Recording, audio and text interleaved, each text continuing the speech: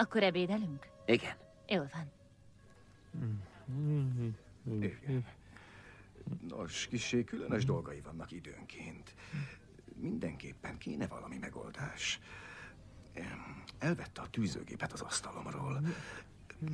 Bizonyára gyűjti őket. Ez lehet a szenvedélye. Na mindegy, ez egy jó ötlet, Bob. Viszlát. Hello, Milton. Mi a helyzet? Hogy ennyi? Meg kell kérnem, hogy lásson hozzá ismét átvinni az asztalát. Nem, Hogyha de úgyis. egészen hátra vinni a falhoz, amennyire csak lehet, akkor nagyon hálás lennék. Nem, mert azt mondta nekem, Így lesz egy már kis nem helyünk kell a alávinni dobozoknak és a asztalon. dolgoknak, amik majd ide kerülnek. Nincs hely. És... hát itt van.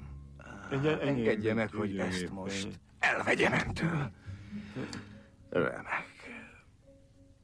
Szóval, ha minél előbb megejteni az átpakolást, az nagyszerű lenne, jó? Én szeretem. Köszönöm, Hamilton. Viszlát! Jó, én fel is gyújthatom az épületet fel. Peter, Michael! mi a fene van veled? Azt hittem, bejössz és lövöldözni fogsz. Nem, csak annól eszemért jöttem be. Nem maradok itt. Van egy szám, amit nem akarok elfelejteni. Mi? Nagy szarban vagy, be kellett volna jönnöd szombaton. Mit csináltál? Michael, nem csináltam semmit. Nem csináltam a világon semmit, és ez volt életem csúcspontja. Remélem Lamberg számára van jobb sztorid is. Interjúra kell menned a konzultánsokkal. Kikkel? Konzultánsok? Mi ütött beléd? Ja, igen. Már is. Várj, Peter! Inkább halaszd el. Mondd, hogy beteg vagy, találj ki valamit. Nem, dehogy, remekül vagyok. Ez életem legjobb napja. Igen, a következő játékosunk Peter Gibbons. Már itt is van. Épp őről beszéltünk, hogy nyilván Peter Gibbons. Aha, nagyszerű Bob Slider. Vagyok ő a kollégám Bob Porter. Üdvözlöm, Bob. Bob? Peter, csak bátran foglaljon helyet, 1 perc az egész.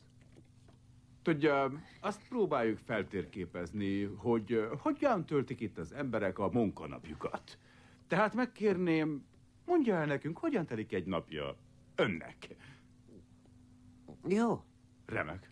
Nos, általában 4 órát szoktam késni. Az oldalajtón jövök be, nehogy Lamberg észrevegyen. És utána 1 órán át csak bambulok magam elé. Jól értem, bambul? Igen, csak bámulom az asztalomat. De úgy tűnik, mintha dolgoznék. Ezt csinálom úgy 1 órán át ebéd után is. Szerintem 1 hét alatt nagyjából 4 órát végzek valójában igazi munkát. Peter, lenne szíves kicsit bővebben kifejteni ezt? Részletesebben? Hogyne? Kezdjük talán a TPS jelentésekkel. Hát, TPS jelentések. az a helyzet, Bob, hogy nem vagyok én lusta.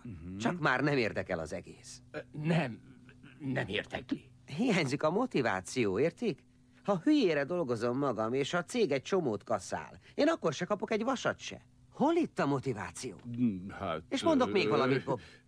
Nekem most 8 darab főnökön van. Hogy mondja? 8 főnök. 8? Bizony annyi. Ez annyit tesz, hogy mikor hibázok, 8 ember jön oda és tart róla előadást. Az egyetlen motivációm, hogy ne piszkáljanak.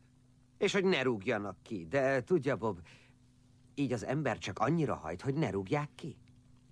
Kérem, végighallgatna most egy kicsit? Persze.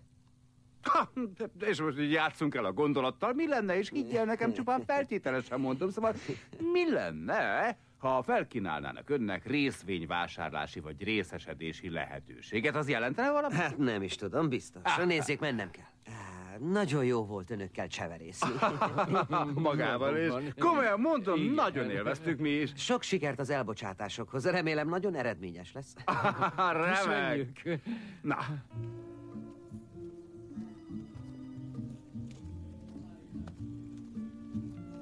Na, Peter, mi a helyzet? Nézze,